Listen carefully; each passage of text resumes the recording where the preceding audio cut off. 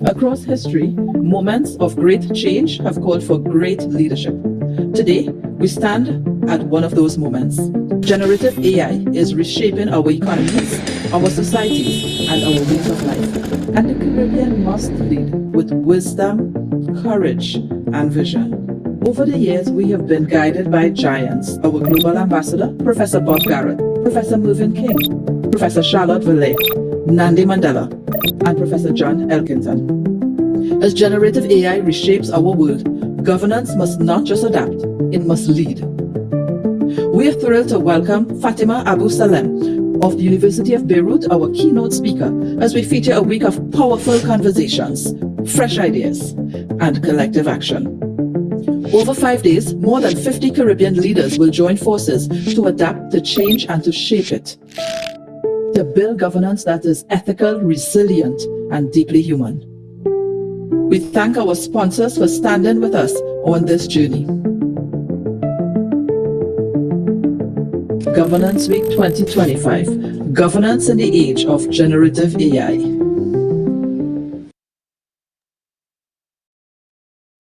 Hello and welcome to Governance Live here with us at the Caribbean Corporate Governance Institute. I'm Kamla Rampersad Silva, Chief Executive Officer.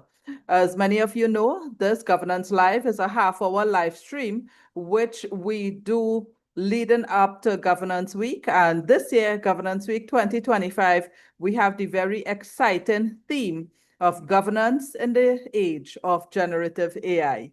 As usual, we feature over 50 panelists and speakers throughout the Caribbean region who will be exploring, sharing their perspectives and ideas so that within the region, we may be better prepared to deal with these evolving changes. I'm here in Suriname at the moment, attending the Suriname Energy Conference. So we are bringing this Governance Live to you here from location.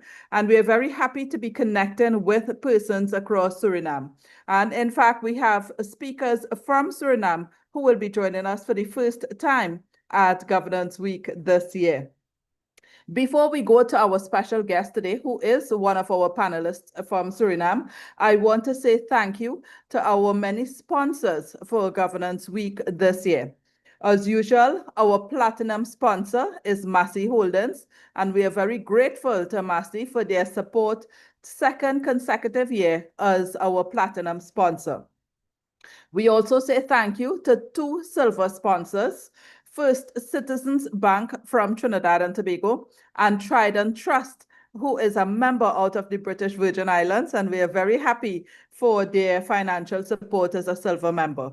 We have also 6 bronze sponsors, 5 of whom are from Trinidad and Tobago. So we say a very special thank you to Angostura Limited, and Angostura has been a sponsor for Governance Week over the years, as has Republic Bank. We are very grateful to Republic Bank, and PwC Trinidad and Tobago, all of whom are members and bronze sponsors for this year.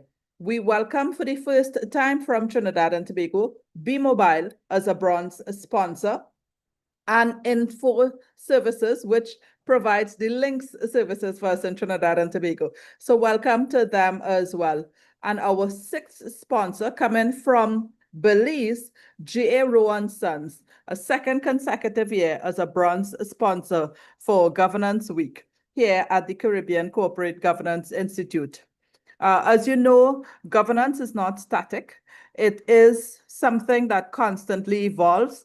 Directors must be equipped with the knowledge and information to understand the changing environment in order that they can properly provide oversight on their management team, but also provide guidance to that management team. One of the greatest changes that is looming for all of us is artificial intelligence, and the fact that generative AI is now something that's being used throughout organization. Our special guest today is Brian Imambaks. Brian is from here in Suriname.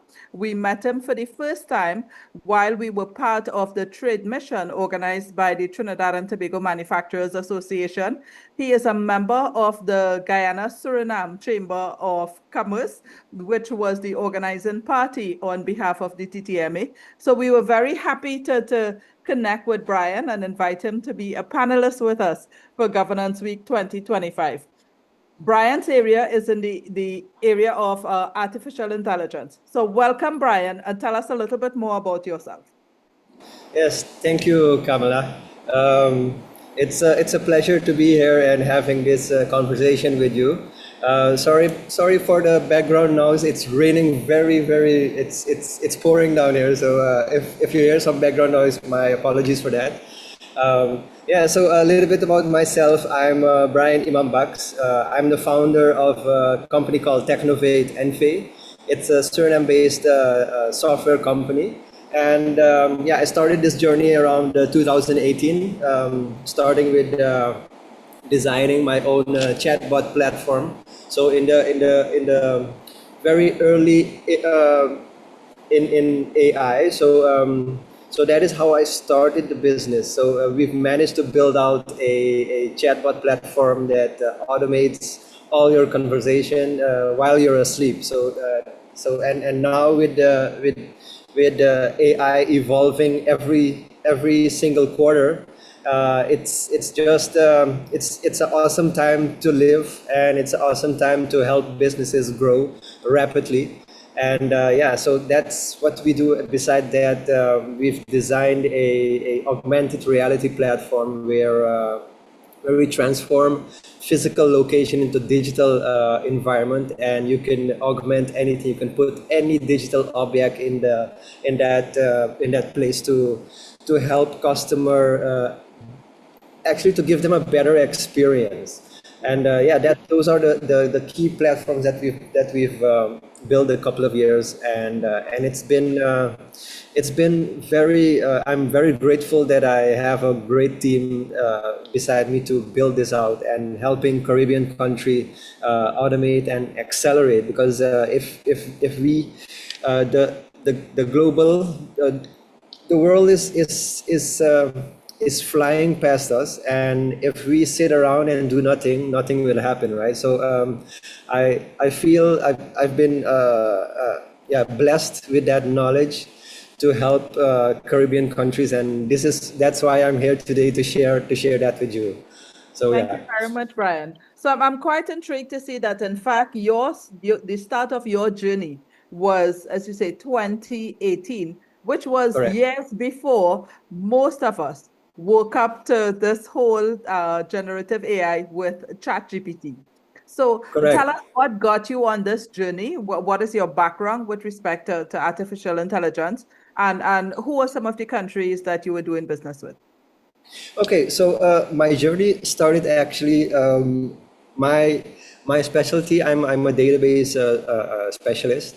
I specialize in Oracle databases. So it actually starts there at the foundation of every automation out there. So if your database isn't on a good foundation, then everything that you build upon that will not work as properly. So that's why I was certified in databases, and the problem that I had, actually my mess became my message, and that is when I started my business. I got a lot of messages. People were messaging me like crazy, hey Brian, can you help me with this? Can you help me with that? Right? And it was very overwhelming for me. So I talked with my team. I said, hey, I'm sick and tired of getting messages whole day, and I'm not able to do my work. So what we did is we created a platform, a chatbot platform, and actually for ourselves first, to automate all our processes. And AI back then was in a baby shoes, right? So nobody was talking about AI. AI wasn't a buzzword. So we designed a semi-AI system that could answer all questions of clients based on pre-programmed information, not like AI in 2025 where it has context. It can understand what you're saying even if you're making mistakes. It can understand. So back then, that wasn't the the thing, because we had to think out of every single conversation that someone was having with us and program the chatbot so that it could understand what you're saying, and based on that look up the information and give you that information. So it was not like now. That was like training a little kid of all your information that you have, and it should give answer to everybody in a human-like manner. So that was where we started making progress, and we saw that it was working, because our productivity went up from 30% to 60%. So it was double in productivity, and because I saw that, I said, hey, if I'm having that problem, I think a lot of other businesses are having the same problem, right? So I asked around within my network, and before you know it, I met 7 other businesses that were having the same problem. So what I did is that I gave them the software to work for them free of charge, no strings attached. I just told them, hey, this helped me, maybe it can help you. So we gave them the software, they were working with it, and it started solving their problem. So I talked with my team again and said, hey, this can be big. This is something we can monetize and start selling to other companies, and that is exactly what we did. And fast forward 2025, we have around 9,000 plus companies that are using our platform to automate their customer service and AI agents. So I'm very proud of what we've done in this short time. Yeah, today, So am I, Brian. 9,000 plus companies. That's yes, amazing. yeah, And and it's what sectors are these that you are working with? Is it any particular industry or different sectors that use the chatbot? so it's the chatbot. You can implement it into any sector, and our clients are very diverse. We have oil and gas clients, we have retail, we have banking, we have insurance, we have the person that is baking cake around the street here, our clients are very diverse. And what we also did is we designed a specific chatbot agent that can use your document that you fill in, and it's a basic Google Sheet document. And this is a recent project we did because we got a lot of questions about from small and medium sized company, and they were telling us, hey, we want to use AI in our business because we see it is helping other big companies, but we don't have the budget to do that. So I went back to the drawing table and I told my team, hey, these are the questions people are asking. How can we make a simple system but effective for small and medium-sized companies? So we went to the drawing board and we designed a WhatsApp AI agent that we connect to a Google Sheet. So every small company has use Google. They have Gmail, they have Google Docs that they're using. So we connected Google Docs with WhatsApp, and with our proprietary software in between, we made it affordable for small businesses that they just pay $25 a month, and they have a working AI agent that is answering all your questions with context. So this is something that we launched around 2-3 weeks ago, and it exploded.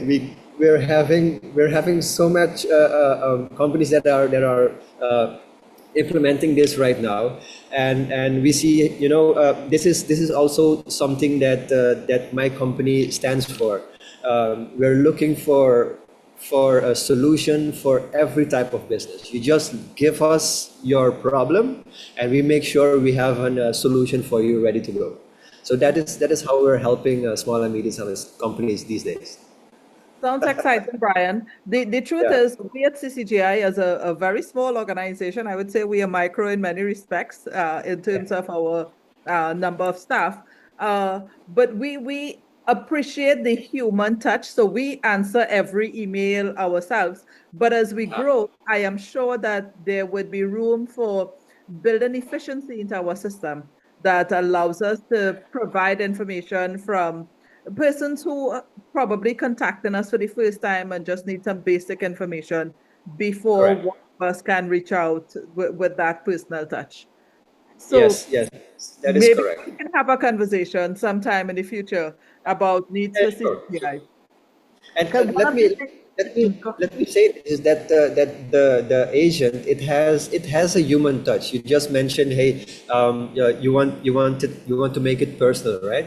So that's the great thing about AI these days with generative AI. It understands how it understands the context of the question, and it replies with as if it's a human being, and that can be done also for emails. I have my emails automated by AI, so it's like you're talking to me, but you're not talking to me, yes. if it makes So I'm not sure how many people will be like me in that I kind of straddle that middle ground.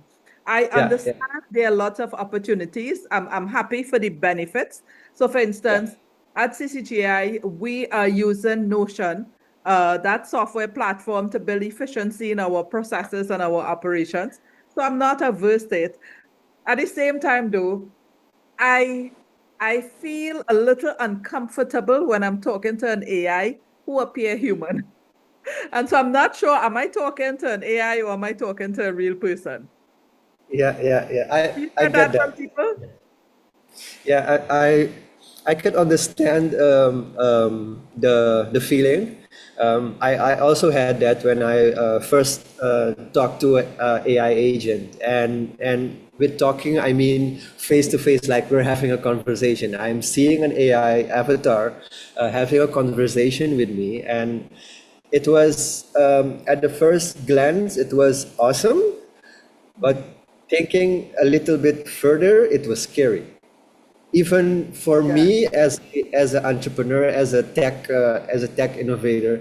It was scary to see that how far we come, and it's going to get scarier for those that don't understand it yet, and for those who want I mean, there with AI you have the good and the ugly side of it. So as you see these days, deep fakes are something that is more and more coming into place right now. I mean, I can just use image snap of your screen right now, and I can make a deep fake as if you're talking, and it's getting better and better every day. Like the deep fakes from today, if we look at it 3 months from now, you won't even know it's a deep fake. So that is where we're going with AI, and we need very good governance Yeah, to. strong policies in place that can Yes, help guide and manage correct. that process. I'm hopeful that there are some very enterprising entrepreneurs who are building out systems that would allow us to be able to tell when there's a deep fake, you know? Yes, But there. at that point, maybe you could share with us, because we have 10 minutes to go with our interview. What Yeah. would be some of the pitfalls people can look out for as they try to enter into this arena and open themselves to using AI in their businesses? Okay, so the pitfalls I see is that after doing a lot of implementation is the readiness of your company data. So that is something every company needs to focus on, because we're moving away from the industrial revolution. We're now in the technology space where data is the most important asset of any company. So the first thing we do when we have a conversation with businesses, and we ask them, hey, how clean is your data?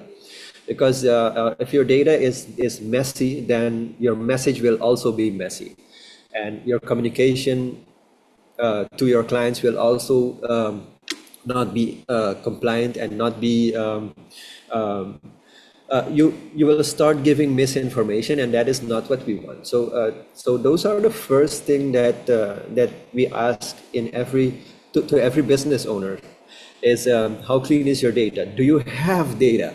Because most company, if you're small, they have Excel sheet here, they have a Word document over there. They don't have a CRM system or a ERP system that can help them structure their data. So the first thing we do is, hey, we look at how structured is your data, and if that is not structured yet, we advise them, we help them structure those data first, and after the structure is done, the next step is, hey, how safe is your environment? So after you structure data, you work on the safety of your data. You decide which data you want to make public and which data you want to keep as within the company, so that you have a strict difference between Digital internal and wall, external. yes, Right. that keeps That is information correct. private. And that is very important. So these are the two things that every company, it doesn't matter how small you are, you need to get into play, get these things done. And it can be as simple as, if you're a one-man show on your laptop, make sure you have a good antivirus system on your computer. So that's the first thing, to protect your environment, to protect your computer from getting malware and viruses on your computer. Because once that happens, then somebody can steal your data, and you're done. So those things are the prerequisites for a good system. And after that, then we look into, hey, what's your strategy? Where do you want to go from here? Because automation is great, but if you don't know where to go, then it doesn't make sense you automate, right? Because I have seen this with especially in government at the government agencies. They say, most of them say, hey, we're automated, but they just have computers, and having computers doesn't mean you're automated yet, right? So those are some some gray areas we need to tackle, and this is what I always tell them. Hey, if you have computers, that doesn't mean you're automated yet. Your processes needs to be defined. You have to have a system in place, and that is, first you have to design that on paper. So if you don't have that on paper, you cannot automate anything. So those are the steps you need to take in order to have a good system, and that this doesn't mean AI only, but every other system you need in your company. But AI is something that can help structure your data. So if you have a basic structure, you can use AI to learn that structure, make it better, so your company grows with you, and plugging in your strategy, your business growth model, then you can accelerate from there. So those are the things that are necessary in these days to grow. Okay, I love that. I think that's great advice for people to know, not just would it resolve any issues that they may encounter in terms of pitfalls, but certainly it gives them clarity in what they Correct. actually want to achieve. Well, Brian, Correct. I want to say I'm very impressed with what you have done with Technovate. I love how your story evolved, that it was a problem you were trying to solve for yourself first, and Correct. having developed a system that worked for you, you then offered it to others, which was Yeah. perfect testing ground. for you to see how Exactly. it works in other areas, which then gave you the competence to develop and sell the model. So that's really excellent. And now, you are providing the service to over 9,000 companies. Now, Yes. I'm counting that because I now want to put this in the context of Suriname Yeah. and the fact that you are now you're on the verge of becoming an oil and gas economy. So from Yes. what Correct. we hear, the next 3, 4 years, Suriname too will be booming as an economy, which gives you a tremendous advantage in moving forward. And also another plus, something I'm extremely impressed with, which I think most Caribbean people are when they come to Suriname. The Yeah. fact that you guys speak so many languages. Correct. Some people more Correct. than 5 languages, and you so easily switch from one town to the other so that you can easily converse with so many people. So you are going to have a really nice, rich economy. You have people who are able to converse in different languages with almost anyone. And you Yeah. have technology that you have already started developing in this Correct. country. So the future looks very bright for you. Yes, yes, that's for sure. And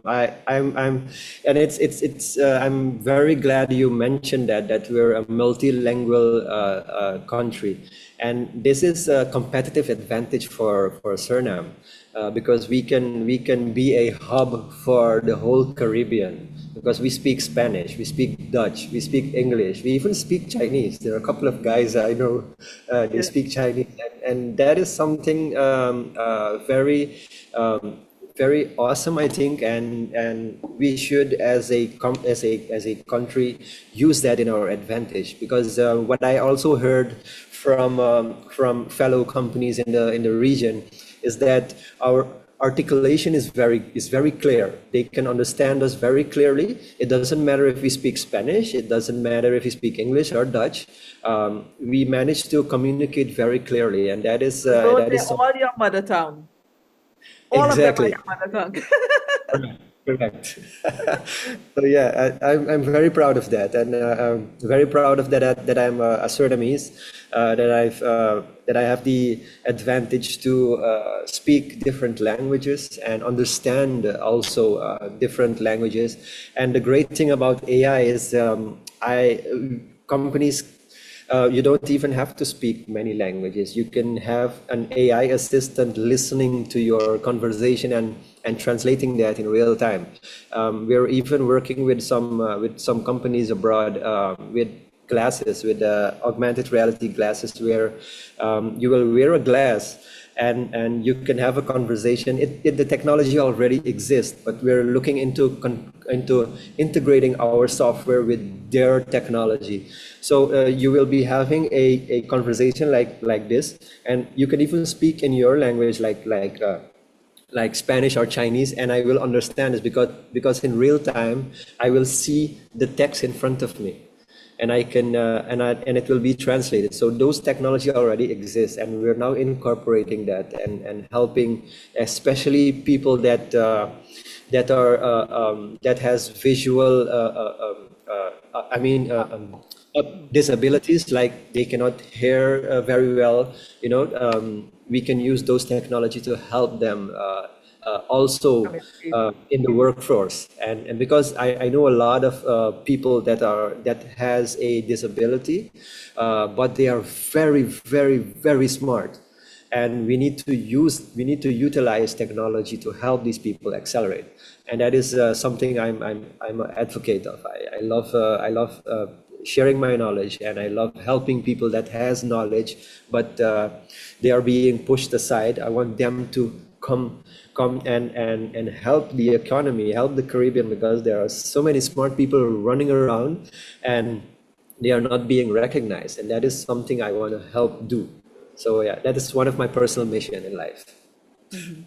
Very good. Well, I like that too because it means we really need to get all of our people contributing if we are going to be able to deal with many of the challenges we have, because it's not just the AI that's upon us. There are so many geopolitical challenges that's unfolding in the global environment, and Correct. navigating that, it would be useful for us in the region to Yeah. ensure that we have a good network and that we are utilizing everyone to their full potential to be Right. able to manage our own economies as well. That is correct. That is correct. We need to do So, that. We need to become one Caribbean, and yeah. not discriminate our fellow human being. It's not about, hey, what color I have and what color you have. We're one Caribbean, and we need to act like that, because other region are acting as one. If you look at the Right. European Union, we look at America. It's Yeah. one nation. So we think we have to do that. We have to act as one Caribbean, and we can achieve impossible things. Well, thank you so much, Brian. Our half hour is up, but I want to echo your sentiment. The truth is, this is my first visit to Suriname. And as I look around at everyone, I cannot distinguish who is Trinidadian, who is Surinamese, who is Guyanese, who is Yeah, Jamaican here in the midst, because as the Caribbean people, we all look alike as well. So it would be exactly. great for us to continue to work together towards common objectives that helps all of us.